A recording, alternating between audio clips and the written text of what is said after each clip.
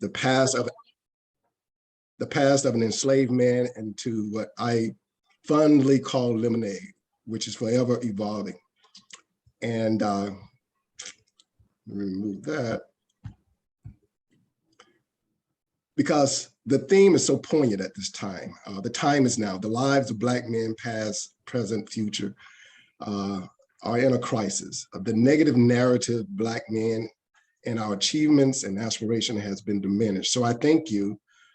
It is a pleasure for me as a non-academic, but an educator, to be among such an esteemed group of educators and academic minds.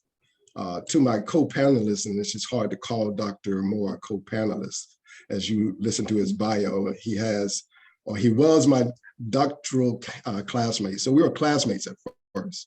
But when I was sitting in the room with him, I could definitely see greatness in him. And that was easily recognizable. As you can attest, he has his doctorate and I'm still working to achieve mine. But more than that, Dr. Moore is my committee member and a great mentor and friend. And so he allowed me and invited me to participate and submit my recommendation for this symposium. So I thank him for that.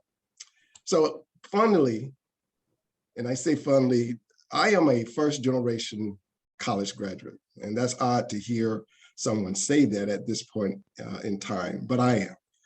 But I am the second graduate or second generation doctor. My niece Deidre has a Ph.D. in chemistry. I have another niece pursuing her Ph.D. in, I think, human resource. That's Tracy. Another two nieces that are pursuing their master's degree or have achieved their master's degree. That's Tanisha and Sean. And I say that because that's not just a shameless plug, but I am purposeful in declaring there is more to come from our family, because we have so many great minds that can pursue and go farther. You've heard my background. I'm not going to go over that any further, but I've had the pleasure of training and mediating senior leaders while working for Veterans Affairs on the matters of grievances and compliance. And after years of observing the pitfalls experienced by these Black leaders, both in the military and in the VA, I felt the need to do more, learn more, and leave a legacy. And that's why I decided to take this journey towards a doctorate. And my research centers around the voices of Black men and the stories as supervisors navigating racial battle fatigue in the workplace. Their stories are my stories. That is why I'm using constructivist grounded theory, so that's, and the theory will emerge. And so having said that, I'm looking at this presentation in two parts. Part one, to kind of give you a concept of the categories of racial battle fatigue. And the second part is looking at the environment, the organization, the workplace. And so having said that, this is the agenda that we will follow. And the intent is just to provide a conversation about my research topic.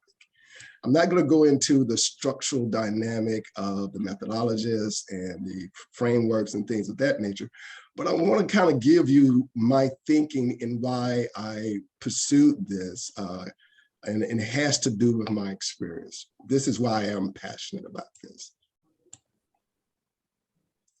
So let's look at the historical perspective. And from my perspective as a Black man, growing up as a child and as an adult, I recall seeing pictures of presidents and generals that lined the walls of the hallway and businesses and adoring the books. And I didn't see anyone that looked like me. So in these depictions, my Black appearance was not consistently represented as an image of importance or power. And so I was concerned that I had a choice to make, either to accept the status quo or transcend the historic perspective of Black men. And so my research took me on a journey into the literature. And what I needed to figure out were the barriers that prevented me and other Black men who had education from consistently sustaining upward mobility. And so the literature revealed to me that there was a racial presentation, there was a subjugation, there was a constraint that existed in the workplace, and I didn't have a name for it at the time. And so this cleverly disguised but destructive behavior by a dominant group frequently raised doubts about me as a Black man, about my aptitude, about my intelligence, about my achievements, about my aspirations, in order to remind me of my inferiority. And so this new presentation represented itself what I found out to be microaggression. So I'm going to talk a little bit about microaggression, but then I'm going to add another element called micro-inequities, as well as vicarious racism, because to me, those were the operational systems that I encountered and sometimes continue to encounter in structural and dealing with structural and institutional racism. Because these are cumulative effects of racial practices, they have this lingering effect, and it has a hard time, and you have a hard time dealing with the physiological, psychological, and behavioral stresses that they cause. And so my research on the topic and my research question begs me to ask, what meaning do Black men in supervisory roles ascribe to their encounters and experience of racial battle fatigue in the workplace? And so I had to extract from that question in order to answer the main question is, what are the responses? What are the reactions? And how do Black men recognize these types of subtle and covert racial remarks or actions? And so what I was able to understand is I need to understand what strategies they use, how do they manage, and how do they cope? And so I'm in the process of doing this as I am investigating my participants. And so the question drives my research. It defines the fact that there is a meaning behind their stories. There's a meaning behind what they are doing in order to either escape or deal with these types of behavior. And so what it led me to is to identify the key terms.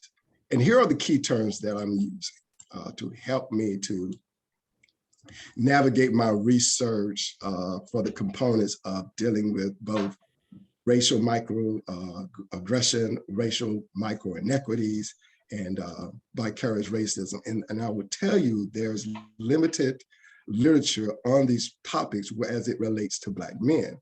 And so it was incumbent upon me to get the voices of Black men to talk to me about their experiences. So what are the facts? What is the background? Kind of giving you some of my background, but the background that I'm talking about now is for the past 10 years, Blacks have not gained acceptance or on par with their white peers. They find their careers stymied. They're delusional about their chances for promotion. They're delusional about their chances for succeeding, because as I listened to other briefers that were providing their expertise in their field, which was brilliant, they talked about the high incarceration rate. They talked about limited employment. They talked about one of the main things were the consequences of the Black families, which is sometimes exploited and distorted, that disqualifies Black men and characterize them as lazy or they don't want to work. But when you see Black men getting their education and getting their Ph.D.s, that's not the case. When I look at statistics, and according to the United States occupational statistics, only 9.7% of Blacks are supervisors, while 79% of whites are supervisors. That's only a 4.5% increase. And when you look at it at the Fortune 500 clubs, there are only 4 Blacks that are CEO. And then you look at these in the sports arena, and you look in the military, and what is shocking to me, in 2022, the United States Marine Corps has not had one Black 4-star general in 2022. What is causing, what is happening, what is lurking in the shadows that's preventing the mobility of Black officers or Black coaches or Black men for exceeding into those positions? And so I digress a little bit because, I was struck by what I was watching with the Supreme Court nominee, Ketanji Brown Jackson, and who to me is qualified, yet the dominant group the white males found it necessary to be disagreeable with her. And after 3 days of grueling questioning, I can imagine she experienced some elements of racial battle fatigue during the confirmation hearing. But throughout her ordeal, she fought back, and that really resonated with me. She fought back because she was in a battle. Understand, I'm coming from a military background, so fighting back is something that I'm kind of used to. But she fought back with grit. She fought back with grace. She fought back with poise, dignity, and strength befitting of a Supreme Court justice. So what I had to do is understand what is this element, the topography of racial battle fatigue. And I begin with the microaggression. And so as I move to understanding microaggression, which was developed by Dr. Chester Pierce, he defined it as a subtle, verbal, or nonverbal, or conscious or unconscious action that has a derogatory, harmful effect on people of color. But my study didn't come across a large volume of information dealing with microaggression for Black men, especially Black men in supervisory roles. But what I did notice, I noticed a lot of research, a lot of literature, and it focused on teachers, and it focused on college students. It focused on college professors and women. The research was limited to almost non-existent about Black men, especially being in the supervisory role.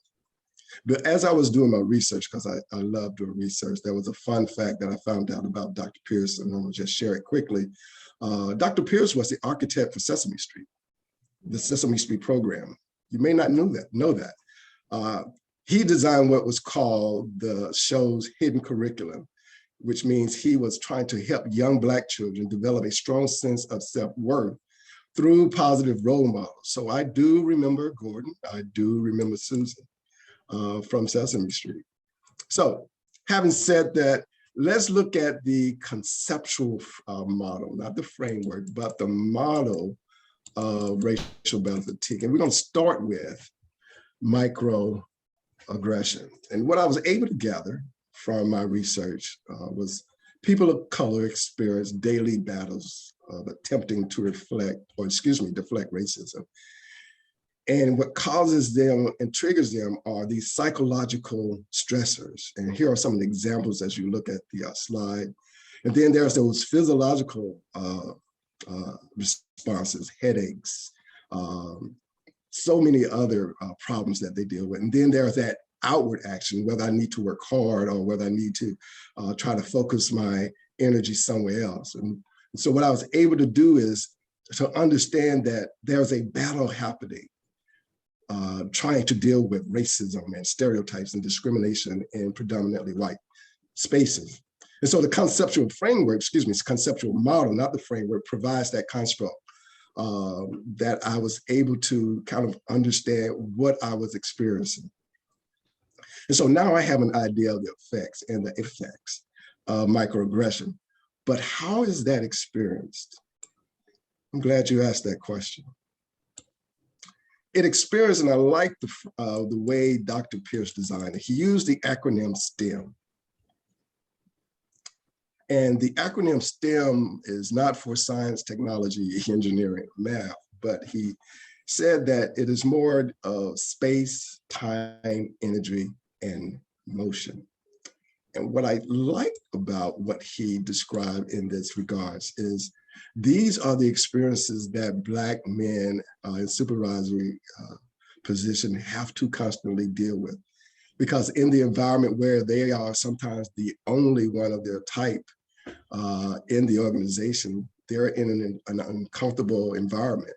And so they feel a little bit inferior, and it causes them to either withdraw or sometimes feel invisible. And then there's the time and energy, whether or not they have the time to deal with this racism or the significant amount of time to confront it. And then that's that energy. When I confront it, then I'm forced to try to say something, and whether or not I'm saying the right thing. And then there's that energy of how do I cope with what I said? How do I move forward in my job? And then there's that emotion. You can't really be your authentic self. You're not free to move around, to to be who you are. However, there is an interesting article written by Dr. Howard Stevenson, and I will tell you, Dr. William Smith, and I'm going to talk about him later. He talked to me. He spoke about Dr. Howard Stevenson, where he wrote an article on how to mindfully navigate racial battle fatigue or racism. And he put it succinctly, and he said that it takes an acquired skill set to navigate everyday racism. And I took that word skill set, being in the military. That means if there's a skill, then there is something that can be learned, because I'm thinking strategically. And so what he was telling us, not everyone has that skill set, because when people are face to face with, daily racial moments, when they arise, they kind of catch you off guard, and they give you a sense of anxiety and stress about, what best to do, what decisions should I make, and so on and so forth. And I like the fact that when he looked at the neuroscience on the research, he says that there's a racially trigger that goes on in the brain, and your brain goes on lockdown for about 60 seconds. And in that 60 seconds, our brain struggles and it becomes unprepared to act, or at best, we shut down, and at worst, we shoot off. And then the problem that happens when we shoot off, it causes us to be perceived as an angry Black man or the angry Black woman. So that is what I'm hoping to learn from my interviews and studies, is what are some of the reactions, some of the responses. And so I can create these patterns, see how they emerge, because in those 60 seconds, when the brain locked down, I don't want Black men in the supervisory position brain to lock down. I want them to engage. And as I was researching literature on this, I found it very interesting, a book written by Miranda Frickers. She wrote about the epistemic injustice. And the epistemic injustice, epistemic meaning the philosophy of knowledge, around the power of ethics of knowing. And what she basically said, and I'm paraphrasing, white people dismiss the notion of racism because people of color are incapable of recognizing and articulating an appropriate response to the racist behavior. So when I read that, I was motivated. I was angry at first, but I was motivated to complete my research, because I recognized that these comments had given them an out.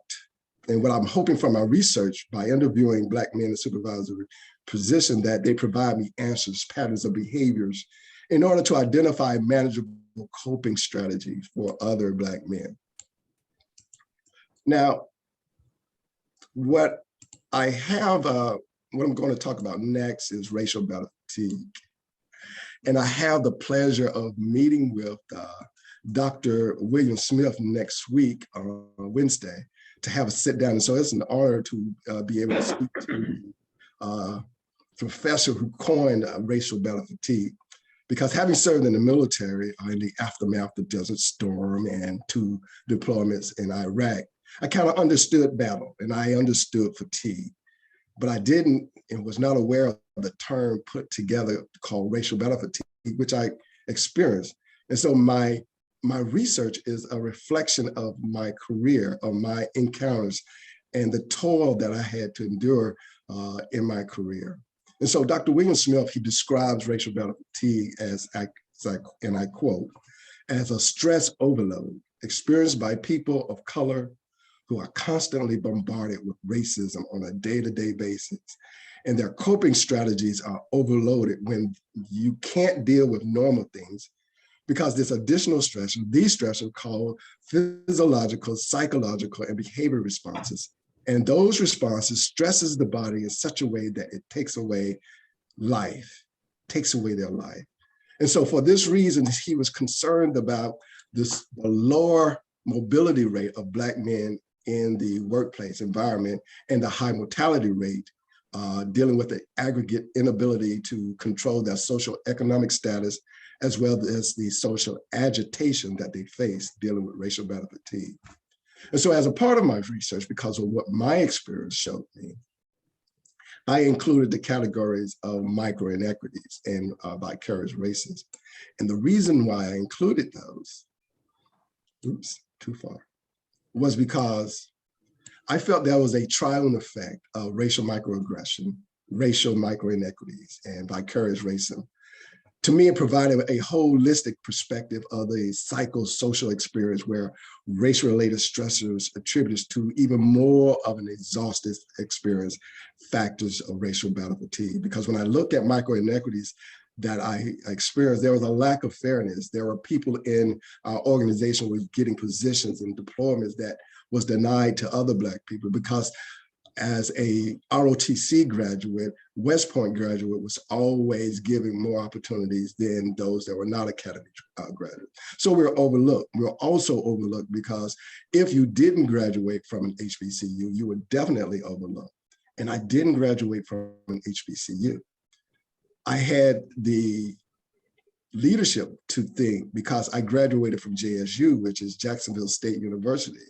They only saw JSU from Mississippi, and so they contributed my degree unimportant. So those experiences kind of helped me to want to include micro-inequities. And then when I looked at vicarious racism, there's a belief of carrying the unjust perception and the unmerited burden of my own race, witnessing racism as a bystander in the media, on Facebook, constantly bombarded with this. And how do I handle that? Being a supervisor, having to, especially in white spaces or dominant spaces on a day-to-day basis. These additional factors, to me, contributes to racial battle fatigue. And it is a public health and mental health disease issue. And obviously, and I'm gonna kind of talk a little bit about it, I'm not gonna say a whole lot. My theoretical framework, of course, is critical race theories, dealing with Kimberly Crenshaw, because racism is ubiquitous in the United States. It is a social construct. My conceptual framework, it deals with or uses for transferability and rigor, cognitive appraisal theory. And it talks about the risk evaluator of stress. And then there's the symbolic interactionism theory, which is dealing with the image of meaning, language, and thoughts that aligns my research study and my research question. So now I'm going to transition. I know a lot of you are glad because I've done a lot of talking. As I can see Dr. Irvin smiling at me. As I took courses at the Chicago School, I learned about organizational theory and I learned about identity theory. And what I didn't notice that there was a disconnect. So to me, there needs to be a bridge that critiques both organizational theory and identity theory to synthesize the literature, to include race in the organization, and to argue that the body of literature could be strengthened theoretically by the development of systems and structures to create an outcome that could reduce racial conflict and trauma within the organization. And so with that said, I'm going to hand it over to Dr. Irvin Moore to address the causal effect of racial battle fatigue and the coping strategies. Thank you, Terrance. Can everyone hear me? Yes. Yes. Great. Just want to say thank you again. Thank you to the College of William and Mary and the Lemon Project Symposium for having us here today. Terrance has been gracious to allow me to sit in on his presentation to give some thoughts around the organizational implications of racial battle fatigue. And so as Terrance has shared the construct of RBF and the associated elements, we would be remiss not to acknowledge that for some organizations, these experiences become integrated into the organizational culture, leaving people and organizational functioning to be traumatized. Early trauma researchers, and Terrance, if you could go to the next slide, please.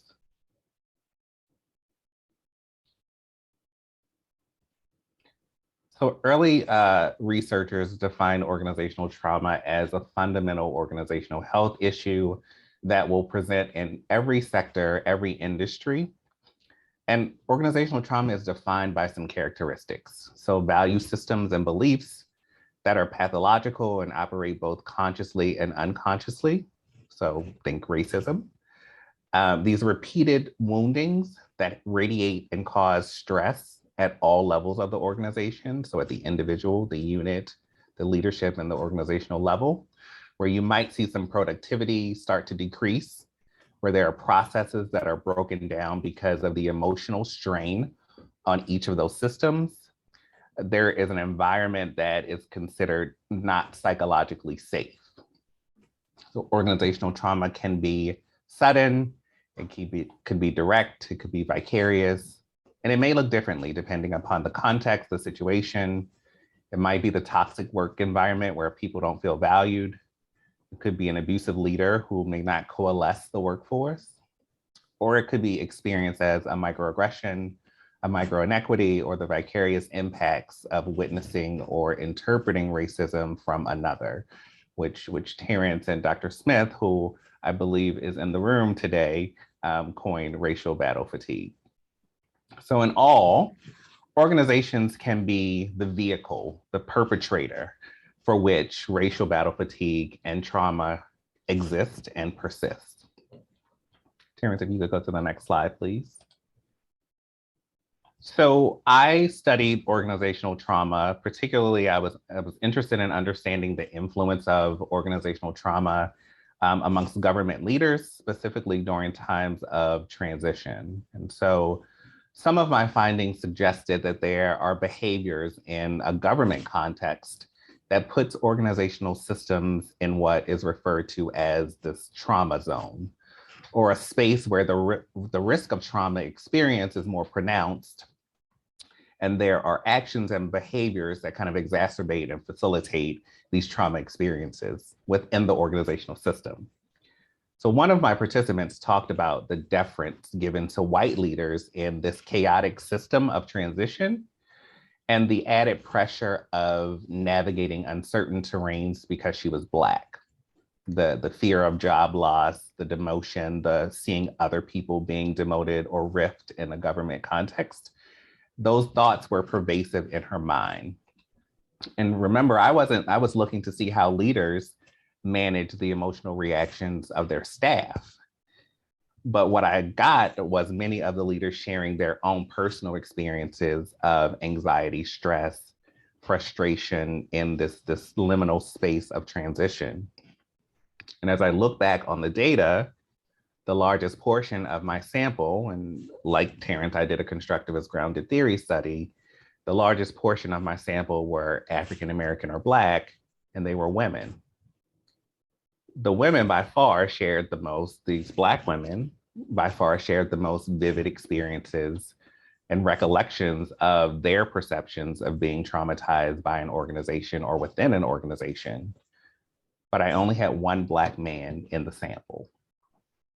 And so if we are saying that racial battle fatigue can influence Black men, a part of this discussion today is realizing that there is that potential, that there is a confluence, a relationship between organizational trauma and racial battle fatigue. Terrance, can you go to the next slide, please?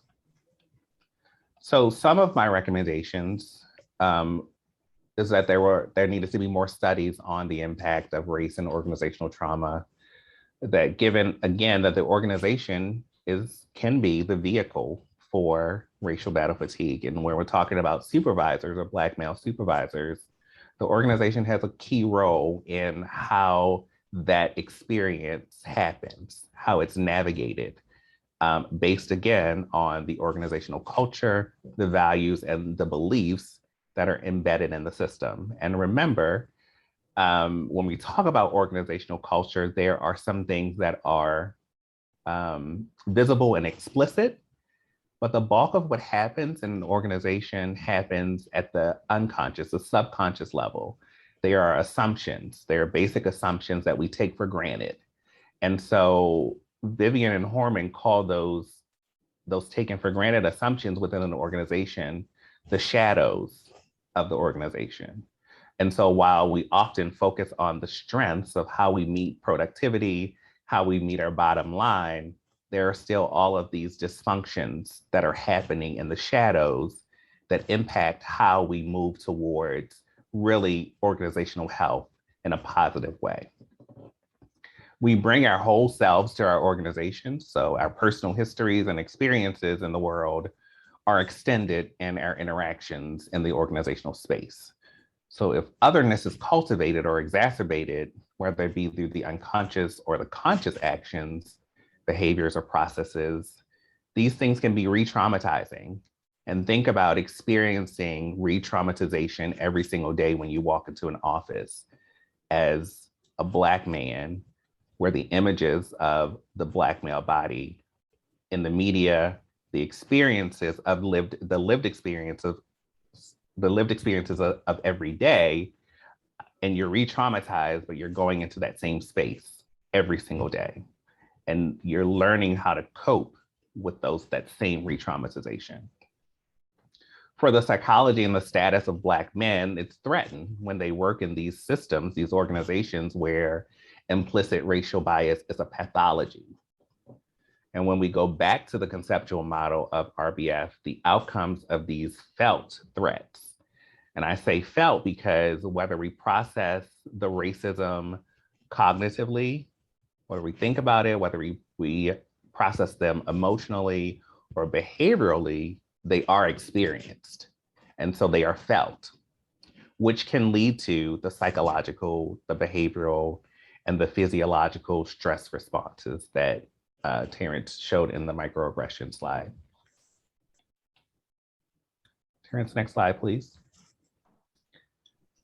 So this quote from Dr. Ebony McGee aligns with that discussion that we've been having, that existing in a world dominated by white superior ideology and privilege is tiring and requires Black people to internalize the experience on some level, to persist, to counter that dominant ideology, but realizing that there are consequences on the mind and the body.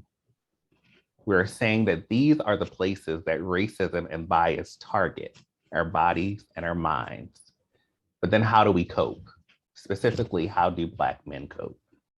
Next slide, please, Terrance. So on this slide, you'll see some of the coping strategies for Black men. We should note that all coping is not positive coping. Some strategies can be maladaptive and strengthen the stress responses. So we start with John Henryism. So John Henry is an American folk hero, a freed slave who was considered to be the strongest man in history. The story goes that he wanted to dispel the myth that human strength or machines were more powerful than human strength.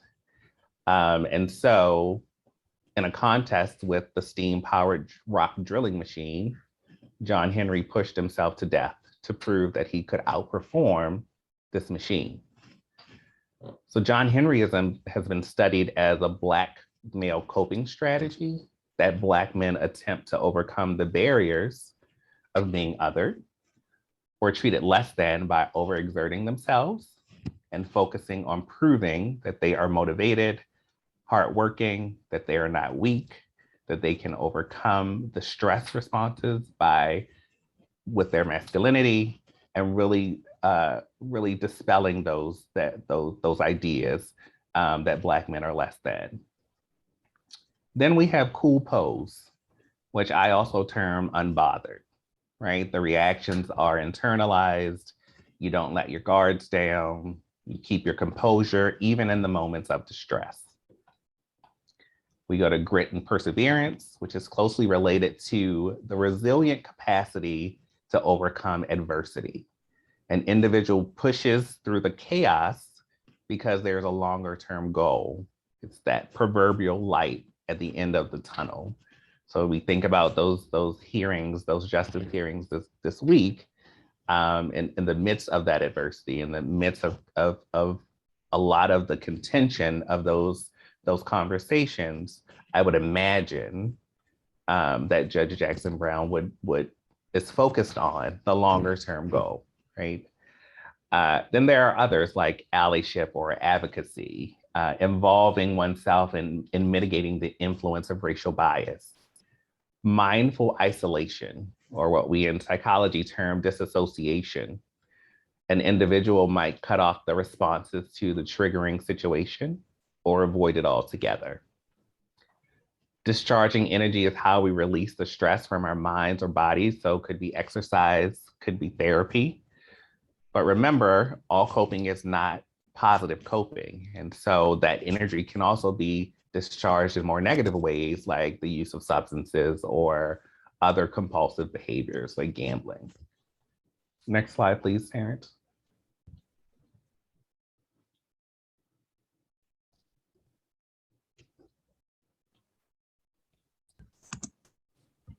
For some reason, it's freezing on me. There we go. There we go. All right, on this slide, you'll see that these strategies they just highlight the ways that Black men can facilitate their individual healing from RBF or other related situations. And really not just Black men, but anyone who is experiencing an oppression or experiencing being othered, right? So finding a safe space to process those feelings, figuring out who you can talk to. And you want people who can be empathetic, but also that won't project their own racial experiences onto your situation, because that means that you're compounding your experiences and you're internalizing someone else's experiences as well. Finding support through networks or groups or psychotherapy again. Using the experience to engage in social action. So tapping into those experiences and making change. Finding those opportunities for self-care and to release stress in ways that foster both your mental and physical well-being. So whatever that looks like for you, finding that opportunity for self-care. And then being aware of the needs of the whole self, taking a holistic approach to healing and coping. And that requires being attuned to each and every need that you have identified. It takes kind of an inward look and awareness of all of the components of who you are and how do you attune to the needs of those specific elements. So I'll turn it back over to Terrance to talk about the outcomes and what are the results of some of these experiences of racial battle fatigue. Thank you, Dr. Moore. Having some difficulties with my slides here. And so one of the things that I wanted to talk about is our chair would always ask us when we present a proposal to her, why is this important? And I'm still having some technical difficulties. And so by asking us who cares and why is it important, makes us do a deeper dive into our research. And my slides are not moving. And so the thing, go ahead. Terrance, maybe you want to stop sharing and then reshare. Okay. See if that will help.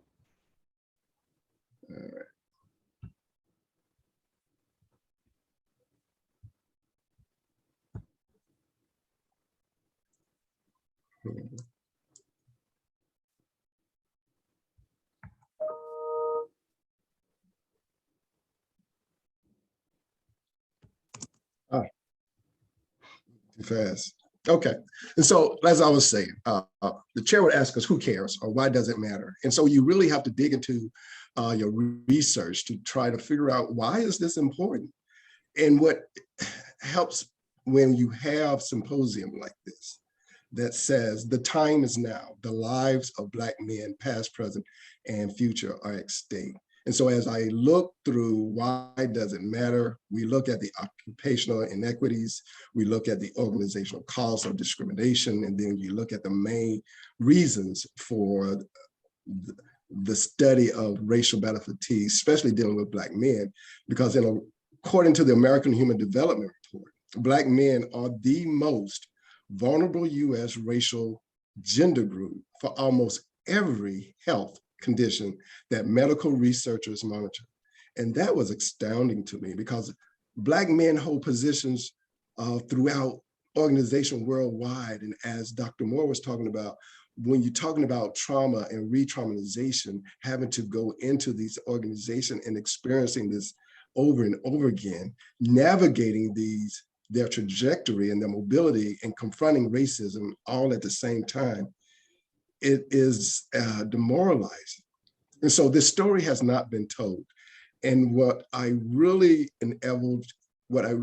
desire to do is to allow my research to cultivate the workplace environment for the next generation of leaders, for my son, for your son, for all Black men currently in the jobs, doing their best to sustain and move up, because we need to bring about awareness in organizations and in institutions and the academia, as well as managing coping strategies that will promote a healthier outcome in the workplace. So having said that, the moderator has moved to the monitor.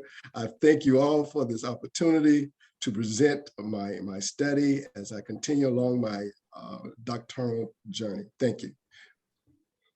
All right, let's give our presenters a hand. So much, Mr. Sanders, soon to be doctor, and Dr. Moore, thank you so much for this wonderful presentation. And so now we have about, I think like 10 minutes for questions. We'll go for about 15 minutes. 15 minutes, okay, great. 15 minutes for questions and from the audience as well as our Zoom participants.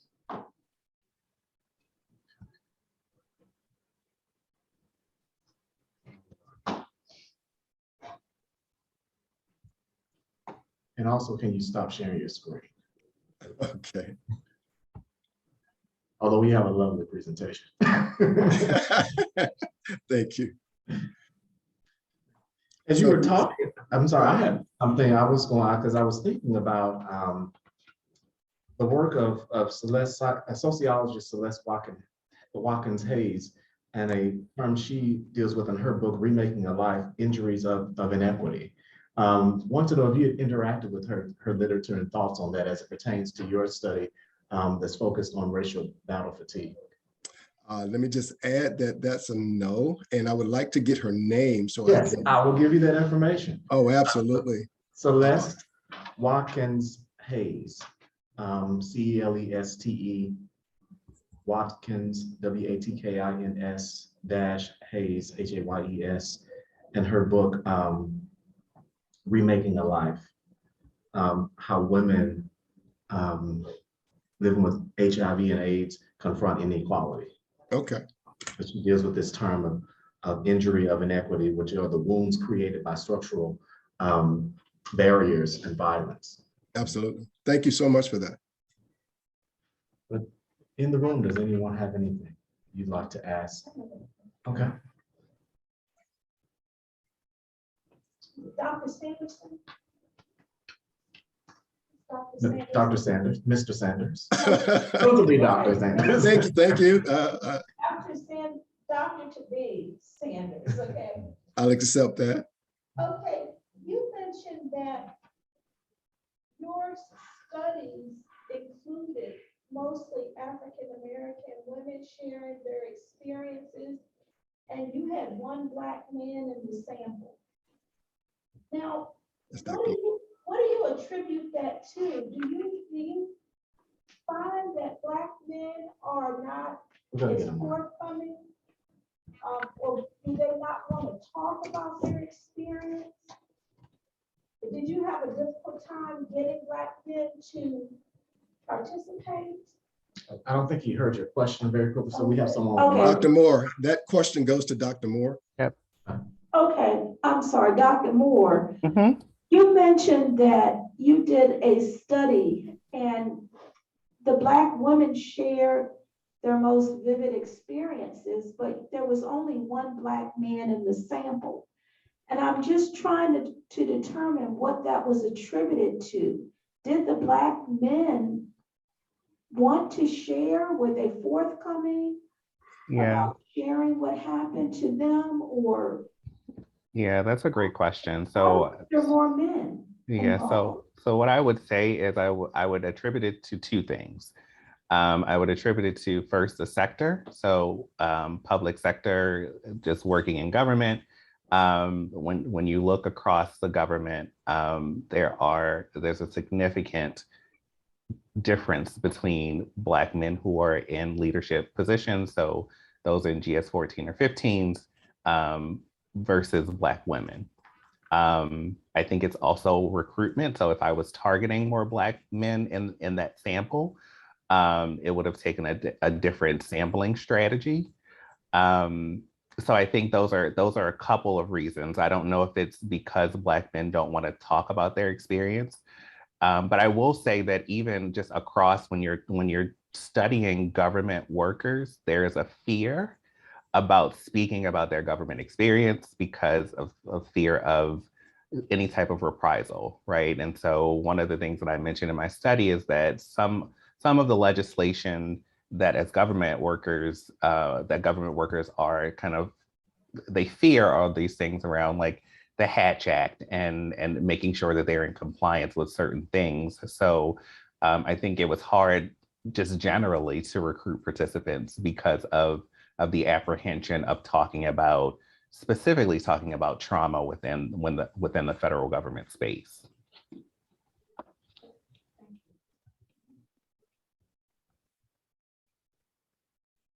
Thank you.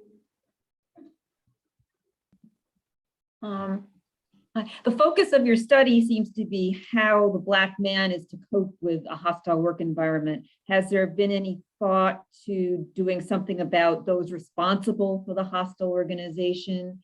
Because it's on one, it seems to be shifting the burden maybe too much on the victim. I mean, has there been any thought to what those that leave the organization can do that there's less to cope with? Oh, absolutely. Thank you, Rosa. And so thank you for that you attended. My thought is to get a counter viewpoint.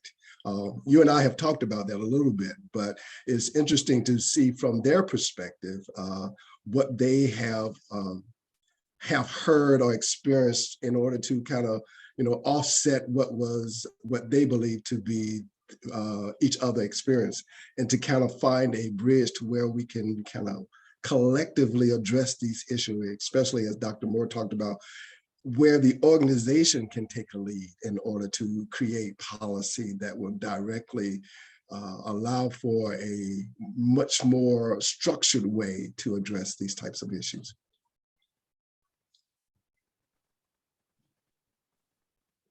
And someone in the chat wanted to know if these recordings will be available after the meeting. The recordings will be available on the Lemon Project YouTube channel, probably next week. So we will have all of these videos available for those who gave us permission to record.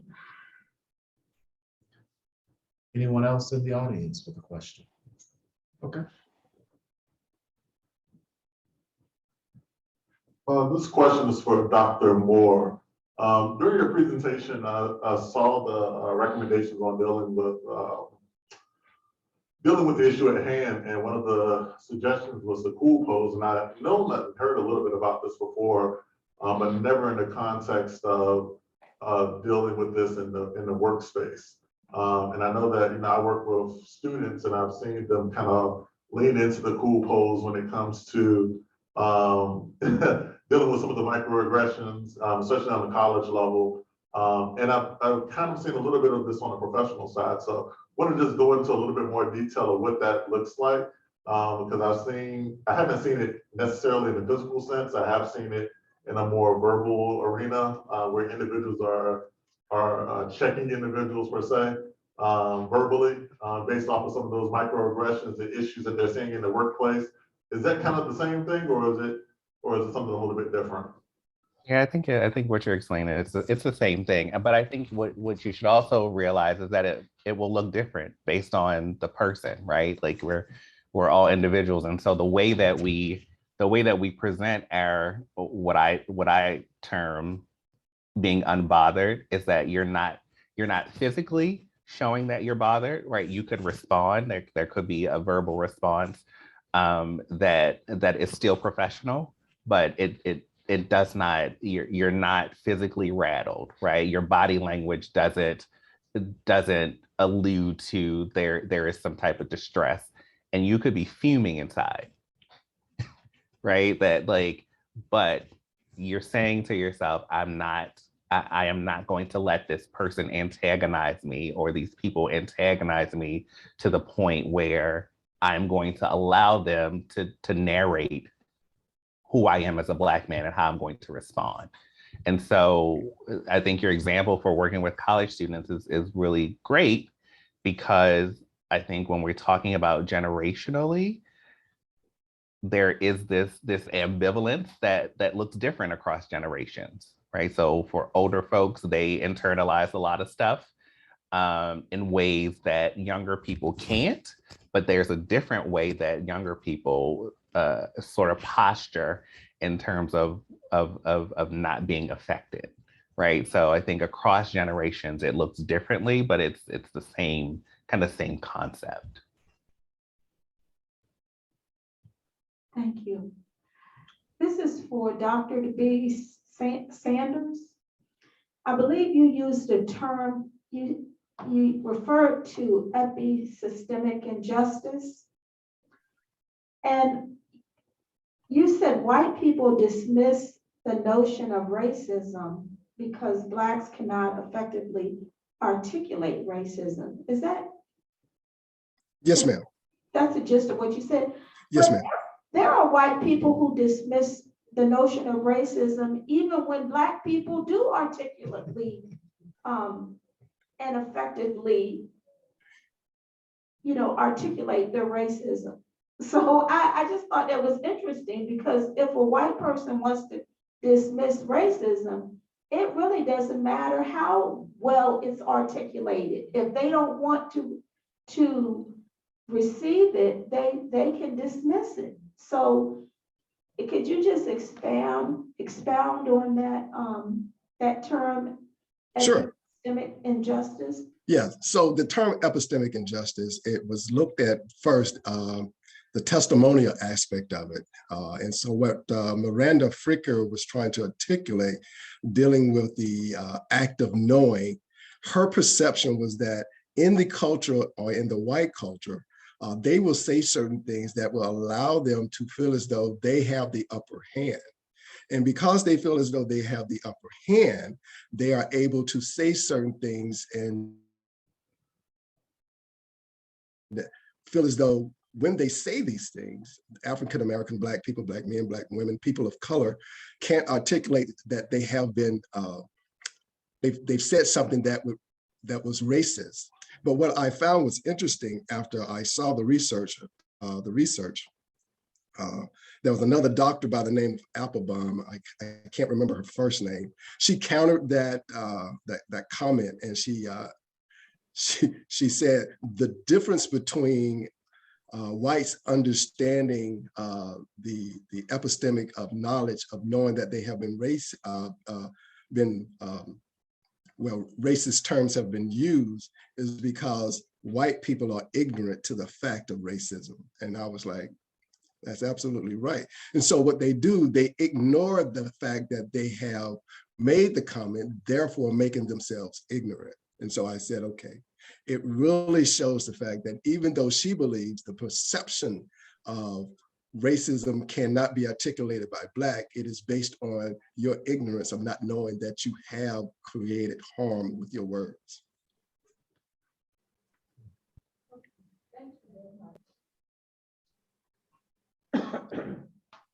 Thank you, B. Barbara Applebaum. That's my classmate, B. Dukes. All right, any other questions from our Zoom participants?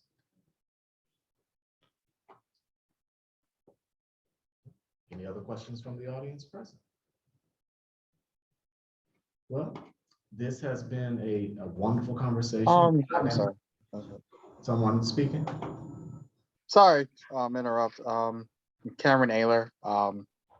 I don't have a question. I just wanted to thank you guys for coming here today and telling us what you told us. I'm in college right now, so I'm kind of in that transition between having to deal with this in an academic sense, and then, going on to possibly deal with it in the professional world. So it was just really informative. So thank you for that.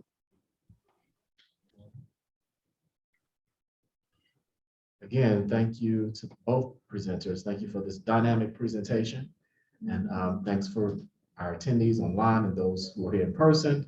And we hope that you enjoyed the rest of the afternoon. Again, we do have other programs that are, well, we have a closing session that's going to take place in a few moments. But these videos will be available next week on our YouTube channel. You can just go there to YouTube and put in Lemon Project. Again, thank you. All have a great day.